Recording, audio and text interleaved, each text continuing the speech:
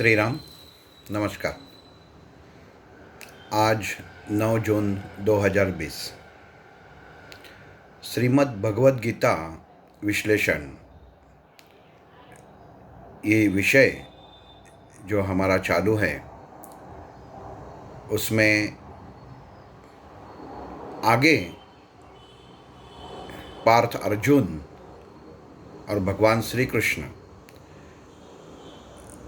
जो अर्जुन के रथ का सारथ्य कर रहे हैं, उनके बीच क्या संभाषण होता है वो आप देखेंगे।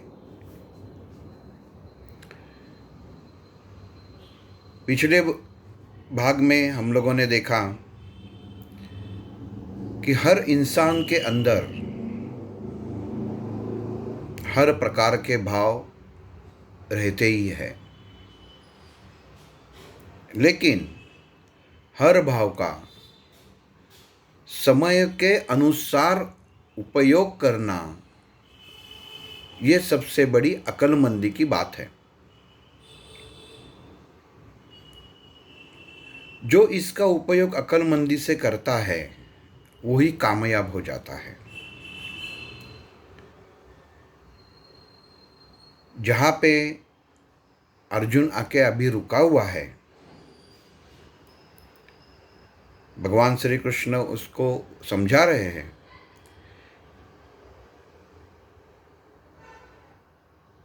कि सामने जो सैन्य खड़ा है वो शत्रु पक्ष है, वो तुम्हारे रिश्तेदार नहीं है। लेकिन कभी कभी आदमी इतना भाव विनाश हो जाता है, सही और गलत की दृष्टि उसे खुद से और विचारों से दूर लेके जाती है।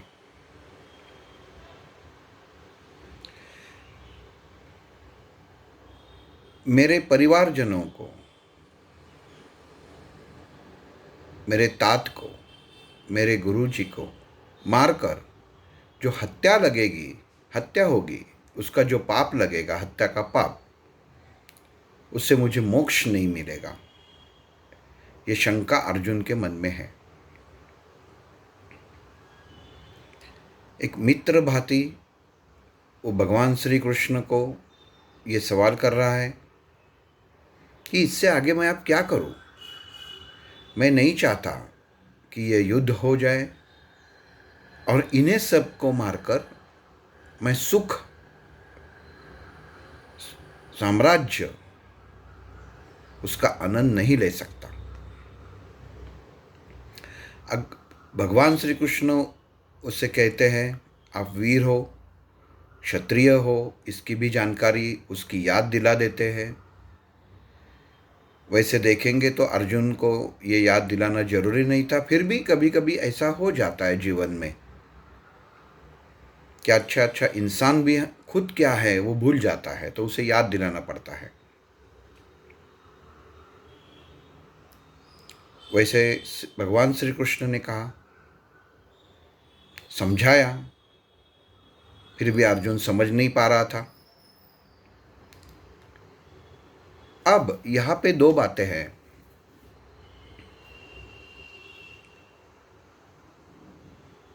यहाँ पे एक भाव जो अर्जुन के मन में जाग उठा था वो था समर्पण। अहंकार उसके मन में था नहीं। अर्जुन होशियार था,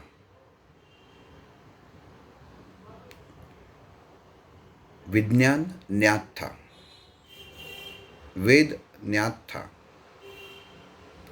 लेकिन भगवान श्री कृष्ण के सामने उसने खुद को समर्पित किया। अगर अर्जुन ये कहता कि मैं जानता हूँ, मैं कहता हूँ वही सच है, मैं जो बोल रहा हूँ कि सामने वाले रिश्तेदारों को मार के मुझे मोक्ष नहीं मिलेगा, वो यही सच है, अगर ये बात के ऊपर अर्जुन टिका रहता तो वो गलत था।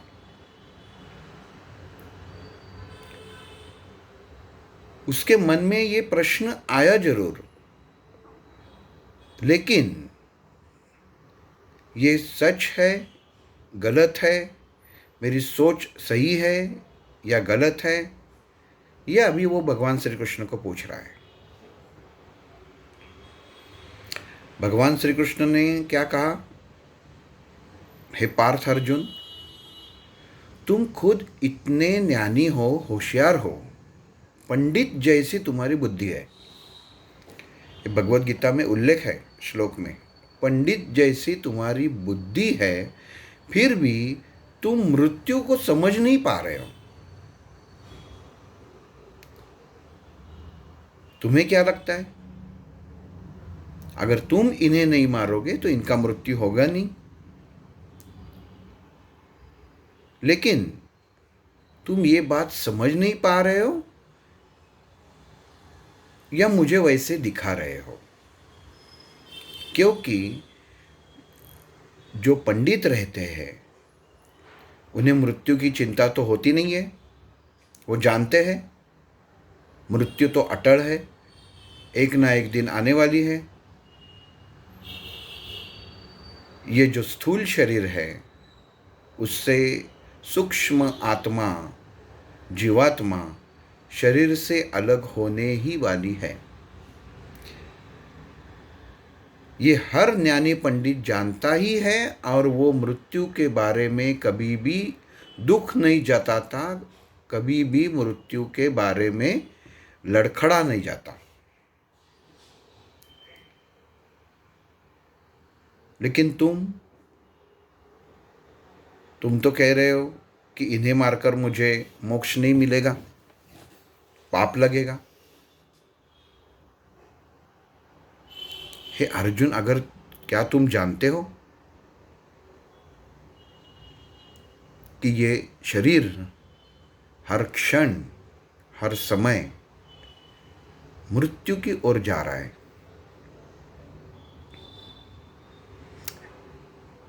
अब यहाँ पे एक मैं उदाहरण देता हूँ। हम लोग सुनते हैं कोई भी चीज़, और वो भी खास करके मृत्यु के बारे में समझ लेना और खुद के अंदर समझने के बाद उसे बसा लेना और उसी तरह व्यवहार करना थोड़ा मुश्किल होता है।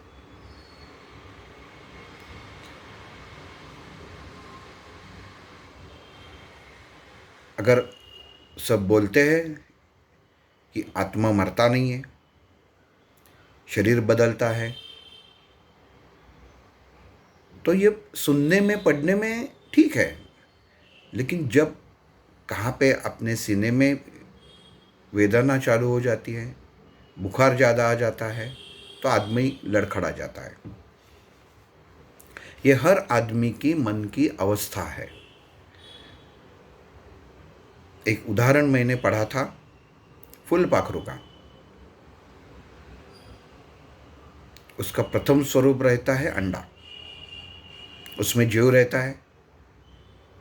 शरीर के रूप में अंडे का छिलका कवच रहता है। कुछ दिनों के बाद वो अंडा टूट जाता है और उसमें से एक सुरवंट निकलता है। अब देखिए, वो अंडे के अंदर जो आत्मा था वही आत्मा सुरवंट के अंदर होती है। शरीर तो बदल गया। अब कुछ दिनों के बाद वो सुरवंट का कोश बन जाता है। मतलब क्या हुआ? अंडे का शरीर गया, बाद में सुरवंट का शरीर गया, अब कोश उसका स्वरूप है, आत्मा वही है। वही कोश से फूलपाखरू बनता है। ये चार अवस्था देखिए आप। फूलपाखरू जब जन्म लेता है ये चार अवस्था में लेता है। ये चारों अवस्था ऐसी है कि शरीर बदलता है लेकिन आत्मा वही रहती है। ये सिद्ध करता है। वैसे ही मनुष्य का है, लेकिन हम लोग समझ नहीं पाते, समझ के लेते नहीं हैं। भगवान श्री कृष्ण ने अर्जुन को कहा, तुम आत्मा को मार नहीं सकते। तुम क्या, कोई भी आत्मा को मार नहीं सकता, कोई आत्मा को काट नहीं सकता, कोई ऐसा हथियार ही नहीं है, कोई अस्त्र ही नहीं है कि जिससे ये आत्मा मर जाए, आप आत्मा को छू सके, आत्मा को वेदना पहुंचा सके। कोई भी ऐसा अस्त्र नहीं है, कोई भी ऐसा अग्नि नहीं है जो आत्मा को जला सके। शरीर जलता है, आत्मा नहीं जलती। कोई भी वायु नहीं है जो आत्मा को खत्म कर सके। ये ब्रह्मांड में कोई भी चीज ऐसी नहीं है जो आत्मा का स्वरूप बदल सके। हम लोग क्या करते हैं, जब हम माँ के पेट में होते हैं तो वीर्य का एक अंश जिसके अंदर आत्मा रहती है, वो एक बिंदु में आत्मा रहती है, वही स्त्री के गर्भाशय में जाती है, तो वो आप ही है जिससे आपका जन्म हुआ है। फिर धीरे धीरे वो बिंदु, वो वीर्य का बिंदु गर्भाशय में बढ़ने लगता है। आत्मा वही है, लेकिन स्वरूप बदल रहा है। उसके बाद शरीर में बदलाव आता है, शरीर बढ़ने लगता है।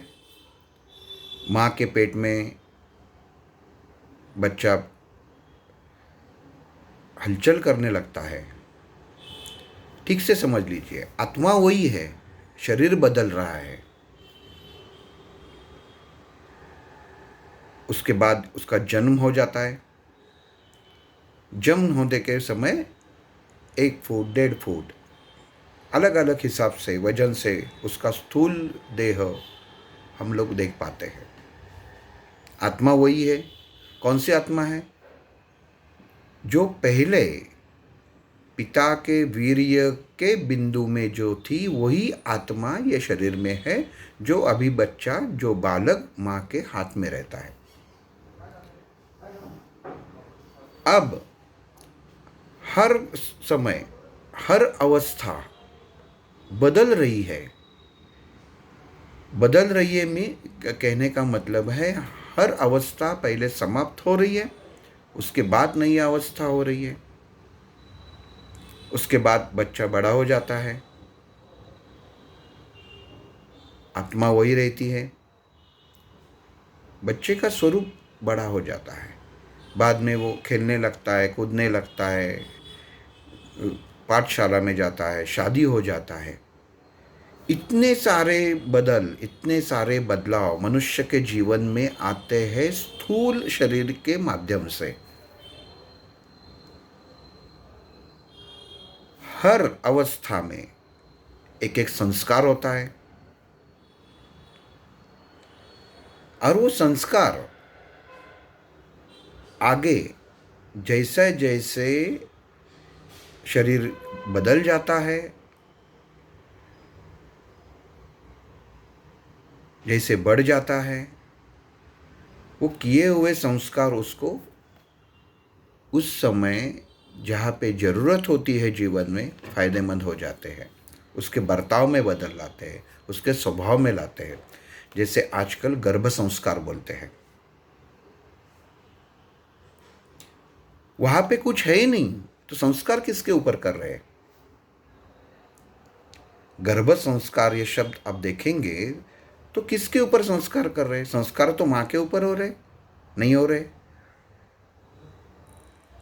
जो माँ के पेट के अंदर है उसके ऊपर संस्कार हो रहे हैं, आत्मा पे तो संस्कार हो नहीं रहे। तो वो जीवात्मा के ऊपर वो संस्कार हो रहे हैं।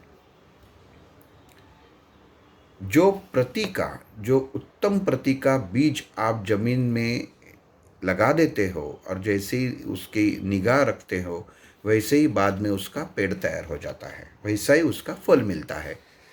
ऐसे ही ये गर्भ संस्कार है।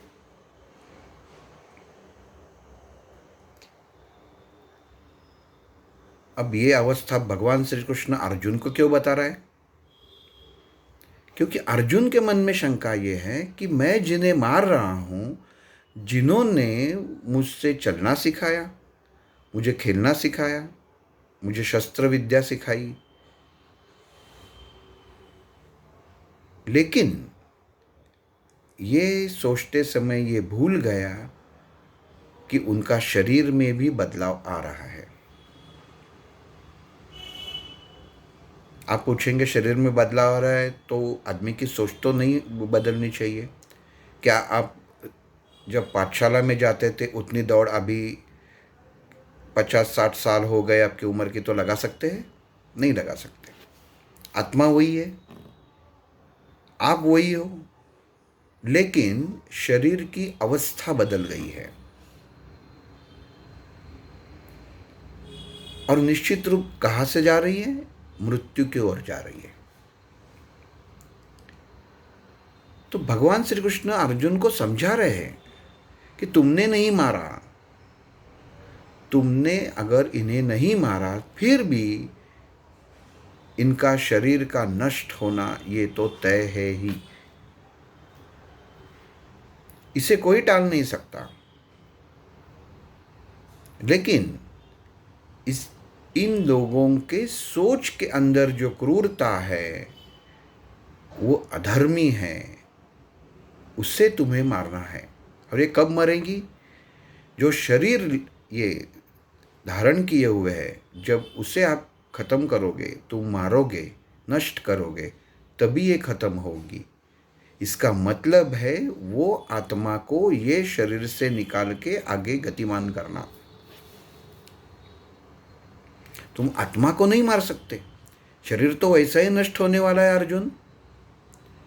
तुमने नहीं मारा तो कोई और दूसरा मारेगा, किसी दूसरे ने नहीं मारा तो वैसे तो जैसे उम्र बढ़ जाएंगी वो तो मरने ही वाले हैं। और तुम्हें जिससे का डर लग रहा है वो आत्मा को तुम मार ही नहीं सकते, तुम्हारे पास ऐसा शस्त्र नहीं है, ना मैं तुम्हें ऐसा कुछ सिखा सकता हूं कि जिससे आत्मा मर जाए। तो मारना क्या है? तो मारना है आदमी की सोच।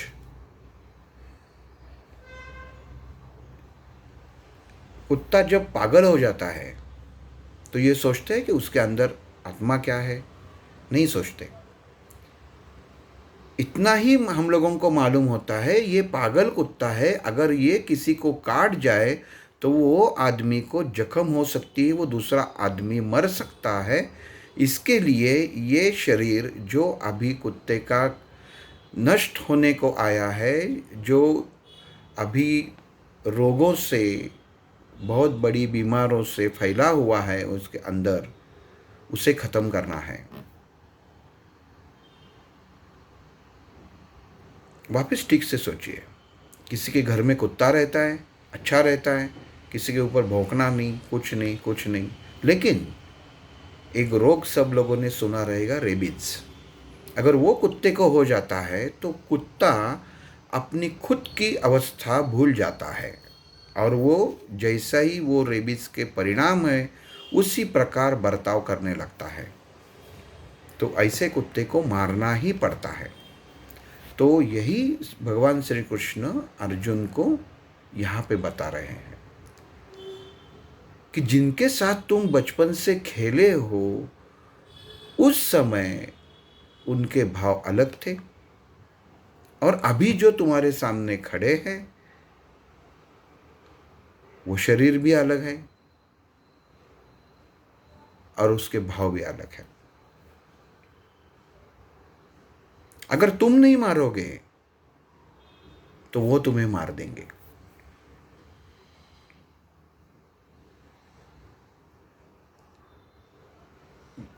भगवान श्री कृष्ण के ये कहने पे अर्जुन सोचने लगता है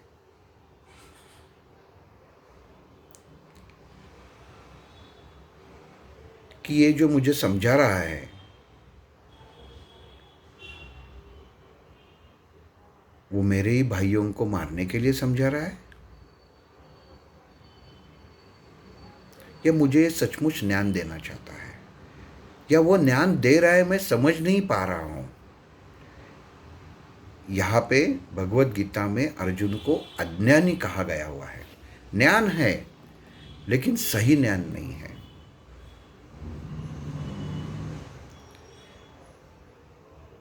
घर में गाड़ी है, अच्छी है, खुद की है, लेकिन अगर वो गाड़ी चलाने का ज्ञान आपको नहीं है तो क्या फ़ायदा।